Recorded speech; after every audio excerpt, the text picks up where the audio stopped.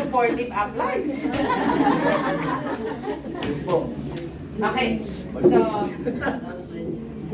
sabi ni GMD Angie dati, mahirap umakyat sa hagdanan kasi ladder of success, di ba? Wala pala. Mahirap umakyat sa ladder of success pag may bigat kang dala.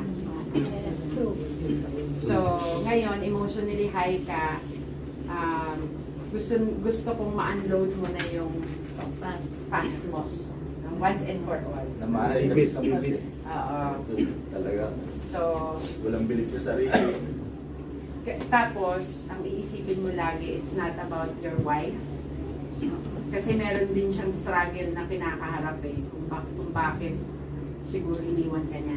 No? Hindi natin yun ma-address. So, ang importante, ikaw. Okay? So, ang isipin, ano ang mindset na babaguhin mo para hindi ka na balikan ng pag-iwan ng asawa mo sa iyo? Ano po? Kasi iniwan kasi ako, nagkasakit kasi ako. Ginawa ko naman lahat eh. Halos 2 oras lang ang tulog ko, puro trabaho.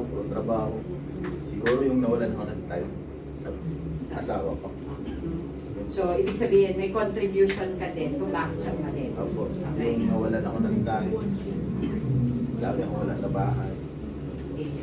So, ibig sabihin, maging hopeful ka lang din kung ano yung pwede gawin ng Panginoon. No? Para, basta ang importante ngayon, mag-focus ka sa goal mo. Yes po. Okay? Hindi, ang dinadrive ko is, hindi ka kulang kaya ka iniwan. No?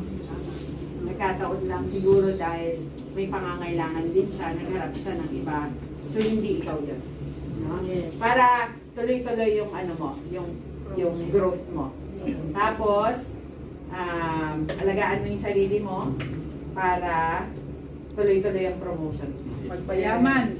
Yes!